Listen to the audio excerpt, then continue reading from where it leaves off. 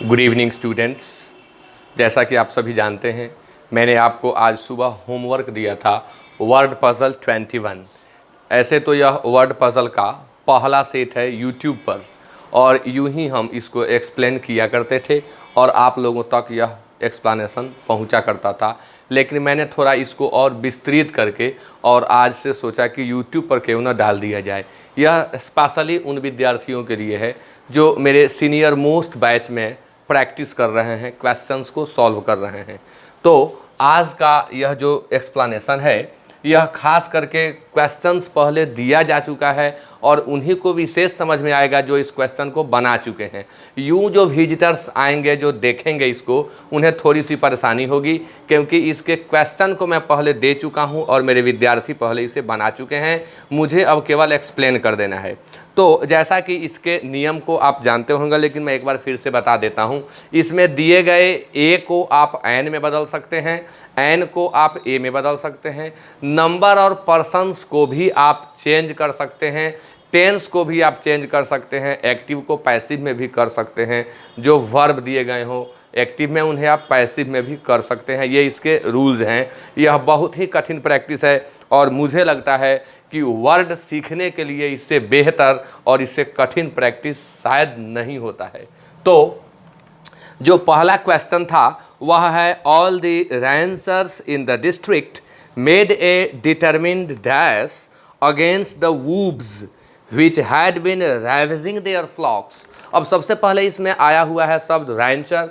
Rancher means a person having a big farm in which he raises horses, sheep and other animals. तो जो उस district के रैंचर्स थे, यानी जो किसान थे, जो हॉर्सेज या शीप इत्यादि को पालते थे, उन्हें वुब्स के झुंड से परेशानी होती थी। वो सब उनका तहस नहस कर देते थे, रैवेज कर देते थे। तो उन लोगों ने एक डिटरमिन्ड डैश किया, उनके विरुद्ध क्या किया, एक सुनिश्चित और एक दृढ़ आक्रमण किया, उन लोगों के ऊपर अटैक किया, उन्हें खदेड़ देने के लिए, भगा देने के लिए। इसलिए क्वेश्चन नंबर 1 का आंसर जो है वह ऑनस्लॉट होगा। यह वर्ड सीरीज में ऊपर दिया जा चुका है और आपको फील करना होता है, तो मैं आंसर केवल एक्सप्लेन करूंगा। पहला ऑनस्लॉट होगा। क्वेश्चन नंबर 2 है, the job of seating the enormous crowd will be difficult. बहुत बड़ी भीड़ के साथ लंबे समय तक बैठना कठिन होगा। And we must try to give dash to the members of the committee. और हमें जो कमिटी के सदस्य हैं उन्हें बैठने में निश्चित तौर पर वरीयता देनी चाहिए। उनका सीट है वो जो पूर्व से उनके लिए है, वह उन्हें देना चाहिए। यानी हमें उनके प्रायोरिटी का ध्यान रखना चाहिए, हमें उनके प्रेसिडेंस का ध्यान रखना चाहिए। इसलिए 2 नंबर के अंतर्गत आएगा वर्ड प्रेसिडेंस। मैंने इसका इंग्लिश एक्सप्लेनेशन भी लिख दिया है। Right to come first owing to seniority या और इम्पॉर्टेंस। नेक्स्ट 3 नंबर जो क्वेश्चन है, a weekly award for the neatest notebook has had a dash effect on the writing of the whole class. कैसा effect हुआ, एक weekly award दिया गया उन नोटबुक लिखने वालों को जिनका सबसे नीट था, बिल्कुल नीट एंड क्लीन था। तो जो उनको अवार्ड दिया गया, उस अवार्ड का उनके ऊपर कैसा इफेक्ट हुआ। इफेक्ट के बाद ऑन का प्रयोग होता है, अफेक्ट के बाद ऑन का प्रयोग नहीं होता है। तो सैल्यूटरी होगा। जो शब्द दिए गए हैं उनमें यहाँ मोस्ट सुटेबल वर्ड सैल्यूटरी है 3 नंबर के अंतर्गत। सैल्यूटरी मतलब होता है रिमेडियल, क्यूरेटिव, यानी लाभदायक या सुधारवादी। तो सुधारवादी प्रभाव हुआ। जो बच्चे नीट एंड क्लीन नहीं लिखते थे, वो भी उसके बाद जब उन्हें अवार्ड मिलने लगा, प्राइज़ मिलने लगा, तो वो भी जो नहीं लिखते थे नीट एंड क्लीन लिखने की कोशिश करेंगे। तो यह सुधारवादी प्रभाव हुआ, इसलिए आंसर होगा सैल्यूटरी। मैंने एक्सप्लेन कर दिया है। Next, women of the last century were encumbered with dash clothing. जो लास्ट सेंचुरी की वुमेन थी, औरतें थी, वो भारी भरकम कपड़े पहना करती थी। बहुत सारे क्लॉथ लगते थे उनके कपड़ों को बनाने में। तो इसके संदर्भ में जो सबसे बढ़िया वर्ड है वो है वॉल्यूमिनस। वॉल्यूमिनस मीन्स होता है very large.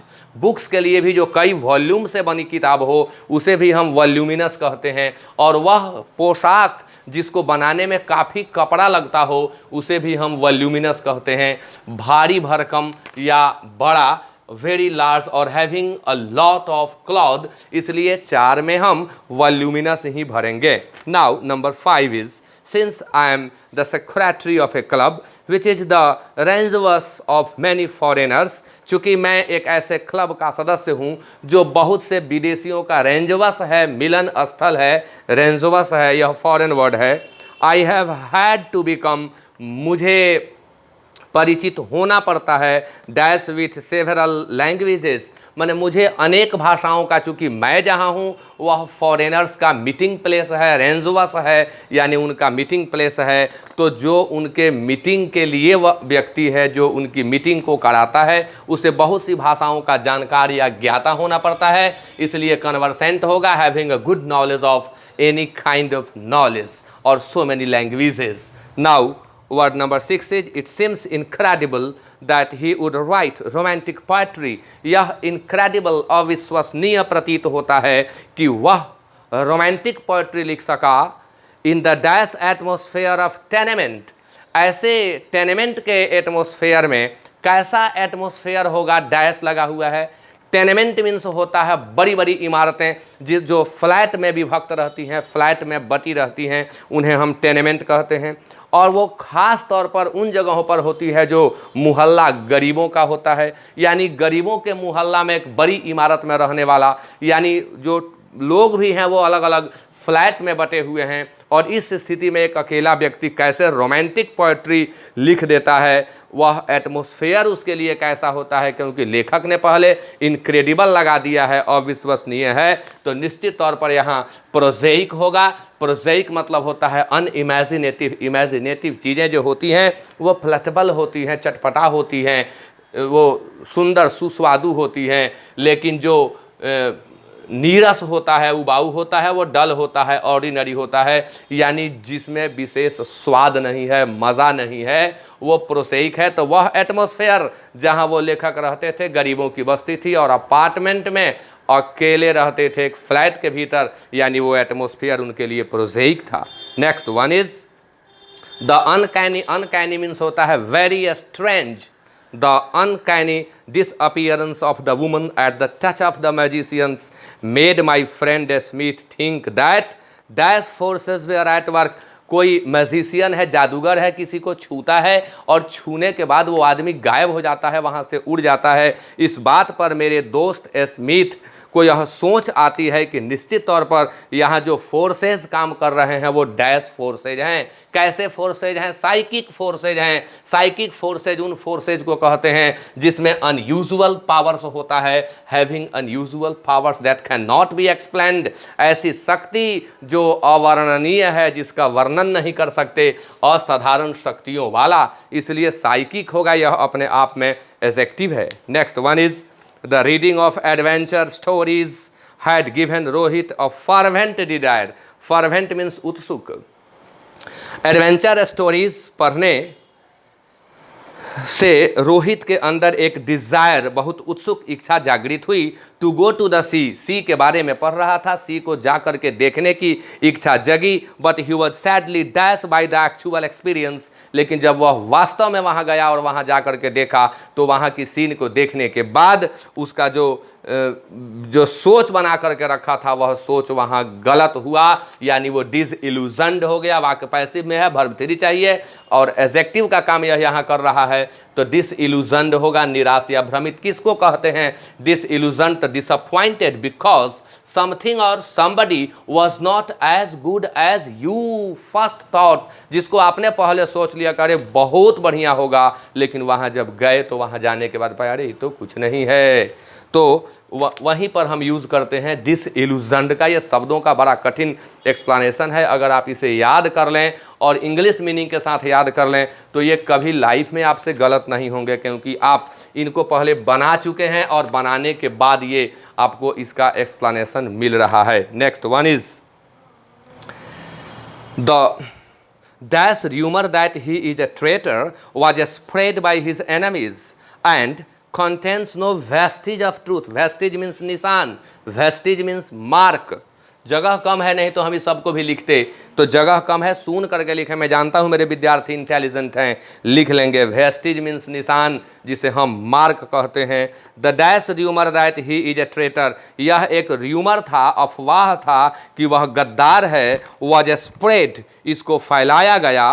By his enemies, उसके दुश्मनों के द्वारा यह फैलाया गया। And contents no vestige of truth, और इसमें सच्चाई लेश मात्र भी नहीं थी, निशान मात्र भी नहीं थी। तो वो र्यूमर था जो कैसा था, तो वो र्यूमर बहुत ही नुकसानदायक था, और वह चीज़ इंसीडियस कहलाता है। आंसर 9 इंसीडियस होगा। क्यों होगा? क्योंकि देखेंगे स्प्रेडिंग ग्रेजुअली और without being noticed but causing serious harm, वह चीज़ जो धीरे धीरे फैलता है, जिसकी हमें अनुभूति भी नहीं होती है कि उसका प्रसार, उसका फैलाव हो रहा है, और वह हमें बड़े नुकसान की ओर ले जाता है, यानी इंसीडियस। इसे हिंदी में हम विश्वासघाती भी कहते हैं, नुकसानदायक भी कहते हैं। Next one is the newcomer is a man of dash quality and is decided asset to the community. याद करेंगे, असेट ऑफ द कम्युनिटी नहीं होता है, असेट के बाद हम टू का प्रयोग करते हैं। The newcomer is a man of dash quality, quality के लिए, क्वालिटीज़ के लिए स्टर्लिंग का प्रयोग होगा, क्योंकि जो वर्ड दिए गए हैं उनमें सबसे बढ़िया स्टर्लिंग है। स्टर्लिंग मीन्स होता है उन्नत, ऑफ हाईएस्ट स्टैंडर्ड, वह जो काफ़ी ऊंचे दर्जे का है, यानी उन्नत है। गुणों के लिए यह शब्द खूब प्रयोग होता है। 11 नंबर प्रश्न है, थाउजेंड्स ऑफ हिज सर्वाइल, यानी सेवक, सब्जेक्ट्स जो उसके सेवक टाइप की प्रजाति, came to dash to king Darius, king Darius के डैश में उसकी हजारों के संख्या में जो उसकी प्रजा थी, जो उसकी सेवक थी, वो वहाँ आई थी। तो आ करके क्या करेगी, क्या डू करेगी, वो सम्मान देगी, उसे श्रद्धा देगी अपने राजा को, यानी ओबेसन्स होगा। ओबेसन्स शब्द भी बड़ा कठिन है, लोग पढ़ते हैं ओबाइजेंस, गलत। Obeisance respect for and willingness to obey somebody, किसी व्यक्ति के प्रति सम्मान और उसके आज्ञा के पालन की इच्छा को हम ओबेसन्स कहते हैं। इसलिए आंसर होगा 11 का आंसर होगा ओबेसन्स। 12, I can't minimize the importance of buying a dash to support you in your old age। आप ओल्ड एज के लिए, जैसे हम LIC का ये खरीदते हैं, LIC इंश्योरेंस कराते हैं, तो कहा जाता है मैंने यह बाई कर लिया, वैसे ही एन्यूटी को बाई किया जाता है। और जब हम उसे खरीदते हैं तो एक निश्चित समय के बाद वो हमें वार्षिक रूप में देय होता है, उधर से प्राप्त होना शुरू होता है। अब देखिए यहाँ ए है और इसके बाद भरना है, लेकिन हम एन्यूटी भरेंगे, क्योंकि सेट नंबर 1 में हम एक्सप्लेन कर चुके हैं कि ए के जगह पर एन, और आज भी शुरू में हम बोल चुके हैं कि ए के जगह पर एन मान सकते हैं, एन के जगह पर ए मान सकते हैं, नंबर पर्सन को चेंज कर सकते हैं, टेंस को चेंज कर सकते हैं, अर्थात एक्टिव को पैसिव कर सकते हैं। तो यहाँ होगा annuity. Now word number 13, to what extent was the 15th century dash of religion and culture inspired by the monks। तो जो दिया गया है उसके अनुसार रेनेसांस होगा। रेनेसांस का हिंदी छूट गया है, नवजागरण। रेनेसांस मीन्स होता है नवजागरण। क्या है रेनेसांस? तो रेनेसांस होता है अ revival of renewed interest in something, किसी चीज़ के अंदर एक नई तरह की रुचि का उत्थान, ये रेनेसांस कहलाता है। तो यहाँ जो सिचुएशन है, to what extent was the 15th century renaissance of religion, कैसे यह धर्म का नवजागरण था, यह पूरी 15वीं शताब्दी जो थी, और किस हद तक थी, कल्चर का कैसे इसमें रेनेसांस हुआ, पुनरुत्थान हुआ, नवजागरण हुआ। Next 14, he is able to differentiate between dozens of perfumes, उसके सामने दर्जनों परफ्यूम रख दीजिए, वह उन्हें डिफरेंशिएट कर लेता है। So well developed is his dash sense, perfume के सेंस उसके अंदर इतने स्ट्रॉन्ग हैं कि 12, 14, 20 तरह का परफ्यूम रख दीजिए, वह बता देगा यह परफ्यूम है, यह परफ्यूम है। तो जो शब्द दिया गया है उसमें होगा ऑल्फैक्टरी, यह स्पेशली सुगंध के लिए वर्ड आता है। सुगंध का यह एडजेक्टिव है, इसलिए यहाँ लिखा गया सुगंध का, और इंग्लिश ऑफ स्मेल। तो चूंकि यह पर्टिकुलरली स्मेल के लिए है, इसलिए ऑल्फैक्टरी। ऐसे वर्ड आपको मिल नहीं सकते हैं जब तक आप इस तरह का सेट नहीं बनाएंगे, यूं ही पढ़ते रह जाएंगे, जीवन बीत जाएगा, लेकिन इस तरह के वर्ड आपको नहीं मिल सकते इतनी आसानी से। तो ये फ़ायदा है मेरे सीनियर मोस्ट बैच से जुड़ने का आपके लिए। नेक्स्ट, ही इज़ एबल, हो गया 15, the Orthodox method of curing A fever, जो रूढ़िवादी तरीका है, पौराणिक तरीका है फीवर को क्योर करने का वॉज, वह क्या था, ब्लीड द पेशेंट, यानी पेशेंट का खून बहाओ, ब्लीड द पेशेंट, पेशेंट का खून बहाओ। यह एक बिलीफ थी उनके अंदर, belief in this dash caused many A death. और इस गलत अवधारणा के चलते, इस गलत विश्वास के चलते, इस भ्रांति के चलते बहुतों की जानें चली गईं। तो भ्रांति, गलत अवधारणा या भ्रांत धारणा के लिए हम फैलेसी का प्रयोग करते हैं। फैलेसी मीन्स होता ही है फॉल्स बिलीफ और रॉन्ग आइडिया। तो 15 का आंसर होगा fallacy. 16 is the greater portion of his state was bequeathed to his progeny. उसके स्टेट का जो उसकी ज़मीन जायदाद, उसकी संपत्ति थी, वो उसके प्रोगेनी को, उसकी संतति को, उसके उत्तराधिकारी को बिक्विथ कर दी गई, के नाम कर दी गई। And the dash to charity, और जो बचा हुआ था, जो बची हुई संपत्ति थी, वह दान कर दिया गया। डैश टू तो बचा हुआ यानी अवशेष, इसलिए अवशेष के लिए हम प्रयोग करेंगे रेसिड्यू का। Left after the main part, main part के बाद जो बच जाता है उसे हम रेसिड्यू कहते हैं, अवशेष। तो 16 का आंसर होगा residue. Now 17 is although the train had, I am sorry, although the rain had obliterated the grizzly poor the Indian seemed to follow the animal by. हालांकि बारिश ने सभी जो उस तरह के जीव हैं उनकी प्रजातियों को नष्ट कर दिया है, बहुत ज़्यादा बारिश ने, लेकिन Indian seemed to follow the animal by dash. लेकिन इंडियन में वो गुण है, वो अंतर ज्ञान है, जिसके चलते वो उन्हें खोज लेंगे, फॉलो कर लेंगे। तो यहाँ पर आंसर होगा इंट्यूशन। इंट्यूशन अंतर्ज्ञान, इनर नॉलेज, इंसाइट और इंस्टिंक्ट अंतर्ज्ञान। Next one is up in the blue. Up in the blue यानी आसमान में पूरे। I could descry a single, descry word बड़ा अच्छा है। डिस्क्राई मतलब खोज निकालना। आई वुड डिस्क्राई, कहाँ गया, up in the blue I could descry a single scavenger vulture in search of dash. मैंने एक ही गिद्ध को देखा, वल्चर को देखा आसमान में। Up in the blue, blue मतलब आसमान, मैंने अप इन द ब्लू ऊंचे आसमान में एक वल्चर को देखा, मेरी नज़रें पड़ी, मैं खोज निकाला। Descry means to catch sight of, descry not decry, descry to catch sight of, नज़र पड़ना। एक स्कैवेंजर पर नज़र पड़ी, वल्चर था, वो गिद्ध था। तो गिद्ध किसकी तलाश कर रहा था, तो वो कैरियन की तलाश कर रहा था, क्योंकि कैरियन का मतलब होता है डेड और पट्रिफाइंग फ्लेश। वह मांस, मृत, जो मर चुका है आदमी उसका मांस, मर चुके हैं जानवर उसका मांस, जो पट्रीफाइंग हो रहा है, अब उससे बदबू आ रहा है, सड़ रहा है, ऐसे मांस की तलाश वह कर रहा था। तो उस सिचुएशन के लिए वर्ड सबसे बढ़िया जो दिया गया है उसमें कैरी ऑन होगा। Next word is after listening to so many diverse opinions. बहुत सारे भिन्न भिन्न मतों को सुनने के बाद my mind is a dash of conflicting ideas. इतने सारे कन्फ्लिक्टिंग आइडियाज़ को मैंने सुन लिया कि मेरा दिमाग जो है उसमें घाल मेल बन गया, गड़बड़ी हो गई दिमाग के अंदर और झमेला पूरा बन गया, हौच पौच हो गया, यानी एक कन्फ्यूज्ड मैस ये। और इसका वेल्टर का प्रयोग जब वर्ब के रूप में करते हैं तो छटपटाना भी होता है, तरपना भी होता है, वैलो भी होता है, लोट पोट करना, कीचड़ में हाथ पांव चलाना। And the next one is he may lapse into slang occasionally. He certainly is not dash to its constant use. वह he may lapse into slang occasionally. कभी कभी किसी से स्लैंग हो जाती है, कहना है कुछ और, कहा जाता है कुछ और, तो वह ऐसा हुआ है, उसे यहाँ लैप्स हुई है। But certainly he is not dash to its constant use. लेकिन ऐसी गलती करने का वह आदी नहीं है, ऐसी गलती करने की लत उसके अंदर नहीं है, यानी यहाँ पर होगा एडिक्टेड। तो इस तरह से ये जो मैंने आपको होमवर्क दिया हुआ था, इन 20 को मैंने एक्सप्लेन कर दिया। और जैसा कि मैं पहले बता चुका हूँ, यह वीडियो मेरा जो है, जो न्यू विजिटर्स होंगे, जो मेरे यूट्यूब पे नया नया विजिट करेंगे, उनको उतना बेहतर समझ में नहीं आ पाएगा, क्योंकि ये क्वेश्चन मैं दे चुका हूँ होमवर्क के रूप में। और तब मैं सिर्फ उन विद्यार्थियों को लक्ष्य रख के यह एक्सप्लेन किया हूँ जो ये होमवर्क बना चुके हैं। फिर भी अगर आप नए विजिटर हैं तो आपको इतना सारा लाभ मिलेगा, इतने सारे वर्ड मिले, इसका हिंदी मिला और इसका एक्सप्लेनेशन मिला, बेहतरीन एक्सप्लेनेशन मिला। तो आज का यह सेशन यहीं पर समाप्त होता है। Thank you very much.